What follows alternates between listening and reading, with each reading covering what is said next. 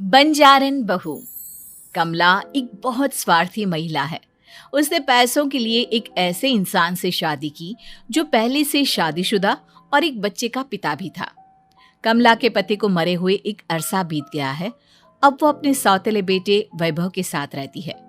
वैभव के दिल में अपनी माँ को लेकर इतना डर है कि वो अपनी माँ के सामने एक शब्द नहीं बोल पाता। उसकी माँ जो कहती है उसको सर झुकाकर वही मानना पड़ता है। वैभव, तुमने अभी तक घर का काम क्यों नहीं किया? तुमसे कितनी बार कहा है कि सूरज निकलने से पहले तुम घर की साफ सफाई पूरी कर दिया करो। वैभव कुछ नहीं बोलता, चुपचाप सर झुकाए अपनी माँ की बात सुनता रहता है। तभी पास में खड़ा नौकर सुखराम कहता है, मालकिन, वैभव बाबा को रात से तेज बुखार है, इसलिए वो सुबह जल्दी उठ नहीं पाए। उनके बदले मैं घर की साफ सफाई कर देता हूँ। इसे कोई बुखार नहीं है। मैं इसे अच्छी तरह से जानती हूँ। ये सब काम न करने के बहाने हैं। सुखराम काका, बोल दो इसे, सारे घर का काम यही करेगा। और इससे समय पर अपना काम पूरा नहीं किया तो इससे आज का खाना भी नहीं मिलेगा। मगर मालकिन, वैभव बाबा की सच में ही तबीयत खराब है, आप एक बार देख तो लीजिए। कमला बिना कुछ बोले वहां से चली गई और बेचारा वैभव तेज बुखार में भी काम करता रहा। कमला वैभव की शादी एक ऐसी लड़की से कराना चाहती थी जो अनपढ़ हो और कमला से इसी तरह डरे जिस तरह वैभव डरता है, ताकि वैभव की सारी जायदाद और धन दौलत उसकी मुट्ठी में रहे। लेकिन आज के जमाने में ऐसी लड़की मिलना मुश्किल है। कमला कार में यही सब कुछ सोचती जा रही थी कि तभी रास्ते में, अरे ड्राइवर, तुमने कार क्यों रोक दी? और ये इतना शोर कैसा? मैडम, आगे कुछ बंजारों का खेल चल रहा है, इसलिए भीड़ लगी है। मैं अभी भीड़ को साइड में करवाकर कार निकालता हूँ। ड्राइवर भीड़ को साइड करके कार निकालने की कोशिश करने लगा कि तभी कमला की नजर रस्सी पर चल रही एक फुलवा नाम की बंजारन पर पड़ी। क्यों ना मैं इस बंजारन की शादी वैभव से करा दूं? ये तो अनपढ़ लग रही है, मेरे पैरों तले दबकर भी रहेगी। मुझे अभी इसके माँ बाप से बात करनी होगी। ये सोचकर कमला ने उन बंजारों से बात की और उन्हें शाम को अपने घर बुलाया। फुलवा के माता पिता वहां उसे लेकर आ गए। उन्होंने इतना आलीशान घर पहले कभी नहीं देखा था। अच्छा हुआ आप लोग आ गए। देखिए, मुझे घुमा फिरा कर बात करने की आदत नहीं है, इसलिए सीधे सीधे मुद्दे पर आती हूँ। मुझे आपकी बेटी बहुत पसंद है। मैं अपने इकलौते बेटे की शादी आपकी बेटी फुलवा से कराना चाहती हूँ। इसके बदले में आप जो चाहो वो ले सकती हैं। तभी फुलवा की माँ कहती है, ये क्या कह रही है मैम साहब? कहीं आप हमारी गरीबी का मजाक तो नहीं उड़ा रही ना? आप मेरे बेटे से मिल लो। अगर आपको मेरा बेटा पसंद आता है तो मैं कल से ही शादी की तैयारी शुरू कर दूंगी। सुखराम, वैभव को लेकर आओ। फुलवा अपनी माँ के कान में फुसफुसाती है, माँ, कहीं इस मेम साहब का छोरा पागल तो ना है? फुलवा अपनी माँ से बात कर रही होती है कि वैभव वहां आता है। फुलवा उसे देखती ही रह जाती है और उसके माता पिता उसकी शादी तय कर देते हैं। शादी वाले दिन किसी को फुलवा और वैभव की बेमेल विवाह की बात समझ में नहीं आती। फिर भी एक औरत कमला से पूछ ही लेती है, कमला जी, आपने अपने इकलौते बेटे की शादी देहाती गवार से क्यों करा दी? ये बंजारन आपके घर की बहू बनने लायक तो नहीं है। कम से कम अपने स्टेटस का ही ख्याल कर लिया होता। बहू तो अपने टक्कर की लाती, आपने तो बंजारन को ही बहू बना लिया। अब कमला को समझ में नहीं आ रहा था कि इस बात का क्या जवाब दे। वो कुछ देर चुप रही और सोच समझ कर कहती है, बहन जी, आपको तो पता है आजकल के बच्चे किसी की बात कहाँ सुनते हैं। मैं तो अपनी बहू एक पढ़ी लिखी और अपनी सोसाइटी की ही ढूंढ रही थी। लेकिन मेरे बेटे ने मेरे सामने इस बंजारन को लाकर खड़ा कर दिया। बोला कि मैं शादी करूंगा तो इसी से। अब भला मैं क्या करती, मुझे अपने बेटे के सामने झुकना ही पड़ा। कमला की ये बातें सुखराम भी सुन रहा था। उसने ये सारी बातें वैभव को जाकर बता दी। काका, मैं तो फुलवा को जानता भी नहीं, फिर माँ मेरे बारे में झूठ क्यों कह रही है? अरे बेटा, तुम कितने भोले हो, तुम्हें कुछ भी नहीं पता। तुम्हारे पिता अपनी सारी संपत्ति तुम्हारे नाम करके गए हैं। तुम्हारी माँ नहीं चाहती कि यह संपत्ति तुम्हें मिले, इसलिए उन्होंने तुम्हारी अनपढ़ लड़की से शादी करवाई ताकि तुम्हारी तरह वो भी अपने हक के लिए आवाज ना उठा सके। सुखराम काका, मैं क्या करूं, आप ही बताओ। माँ के सामने आते ही मेरे हाथ पैर कांपने लगते हैं। मैं माँ को कुछ भी नहीं कह पाता। वे दोनों बात कर ही रहे थे कि अचानक कमला वहां आ गई।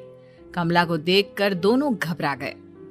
तुम दोनों फिर कभी बातें कर लेना, अभी फेरों का समय हो गया है, चलो जल्दी आओ। इस तरह फुलवा और वैभव की शादी हो गई। अगले दिन कमला ने फुलवा को बुलाया और उसे नसीहत देने लगी। देख बंजारन, तुझे मैंने अपनी बहू बना तो लिया है, लेकिन तुझे इस घर में आँख कान मुंह बंद करके रहना होगा। घर का काम कर और अपने पति से मतलब रख, समझी? कमला का ऐसा रवैया फुलवा को बिल्कुल समझ में नहीं आया। उसने वैभव से इस बारे में बात की। सुनिए ना, माँ जी ने जिस तरह मुझसे बात की मुझे अच्छा नहीं लगा। शादी से पहले तो वो मुझसे बहुत अच्छे से बात कर रही थी, लेकिन शादी के बाद उन्हें क्या हो गया? तुम ज्यादा मत सोचो, जैसा माँ कहती है वैसा ही करो। ये कहकर वैभव वहां से चला गया। अगले दिन वैभव को घर के नौकरों की तरह काम करता देख फुलवा को बहुत हैरानी हुई। फुलवा ने इस बारे में सुखराम काका से बात की तो सुखराम काका ने फुलवा को सारी बात बता दी। अब फुलवा को समझ में आ गया कि उसकी सास ने एक बंजारन को बहू क्यों बनाया। एक दिन वैभव घर का काम कर रहा था, तभी उससे कांच की प्लेट टूट गई। किसने गिराई ये कांच की प्लेट? वैभव को वहां खड़ा देख कमला ने छड़ी से उसे मारना शुरू कर दिया। उसके पैर में कांच चुभ गया और खून बहने लगा, लेकिन फिर भी कमला उसे मारे जा रही थी। ये देखकर फुलवा ने कमला के हाथ से छड़ी छीन ली और तोड़कर फेंक दी। बंजारन, तेरी इतनी हिम्मत, तूने मेरे हाथ से छड़ी छीनी? कमला फुलवा को थप्पड़ मारने ही वाली थी कि फुलवा उसका हाथ पकड़ लेती है। ओ सस माँ, मैंने मॉम की गुड़िया ना समझ लियो। बंजारन हो बंजारन, ईंट का जवाब पत्थर से देना जानती हूँ। आज के बाद मेरे या वैभव जी के ऊपर हाथ उठाने की सोचियो भी ना, समझी ससु माँ? ये कहकर फुलवा वैभव को लेकर वहां से चली गई। उसने वैभव के पैर पर पट्टी बांधी, उसके आंसू पोंछे। वैभव ने पहली बार किसी के दिल में अपने लिए इतना प्यार महसूस किया। अब फुलवा वैभव का हर काम में हाथ बटाती, उसका बहुत ख्याल रखती। इस तरह दोनों बहुत ज्यादा नजदीक आ गए। वहीं दूसरी ओर कमला सारी जायदाद अपने नाम करने की साजिश करने लगी। और एक दिन, वैभव, जल्दी बाहर आओ। कमला की आवाज सुनकर वैभव और फुलवा अपने कमरे से बाहर आ गए। जी माँ, आपने बुलाया? ये ले, इन कागजों पर साइन कर दे। वैभव कागजों पर साइन करने ही वाला था कि फुलवा वैभव के हाथ से पेन छीनकर कहती है, ना वैभव जी, आप इस पर हस्ताक्षर नहीं करेंगे। आओ बंजारन, मैं तुझसे बात नहीं कर रही। ये बात मेरे और मेरे बेटे के बीच की है। चुपचाप पेन दे दे, नहीं तो तेरी खाल उधेड़ लूंगी। ससु माँ, बंजारन की खाल इतनी भी ढीली ना होवे कि कोई भी उधेड़ लेवे। जो यकीन ना आता हो तो देख ले उतार के। और हाँ, बंजारन जरूर हूँ पर अनपढ़ ना हूँ। मैंने भी पता है कि किसी भी कागज पर साइन करने से पहले उसे अच्छी तरह पढ़ लेवे हैं। पेन देती है या नहीं? ये कहकर कमला फुलवा को मारने आई तो फुलवा ने कमला को धक्का दे दिया और वो नीचे गिर गई। कमला डरकर वहां से भाग गई। अब फुलवा ने वो कागज उठाए और वैभव के साथ सीधा वकील के पास चली गई।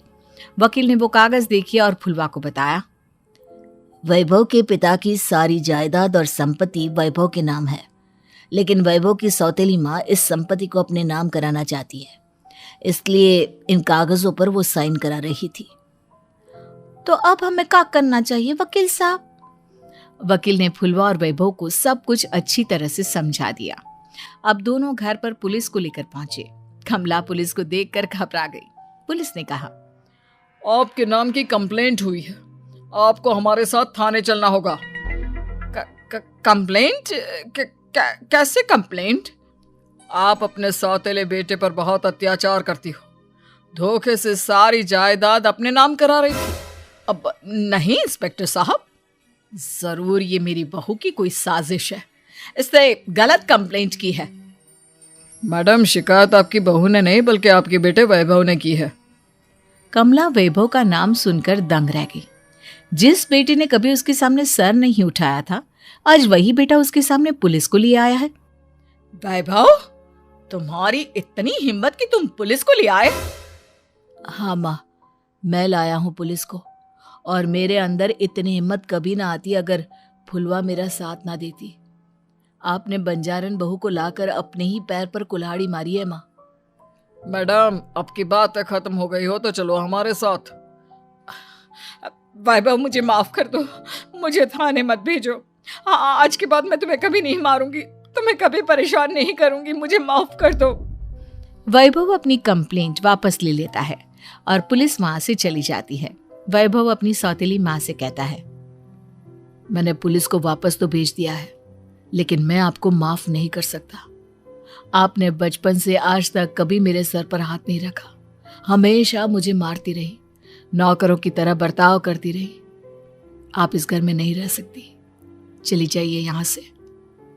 कमला घर छोड़कर चली गई और सड़क किनारे खड़ी होकर सोचने लगी, काश मैंने वैभव को माँ की तरह प्यार किया होता तो आज मैं इस तरह से बेसहारा ना हो जाती।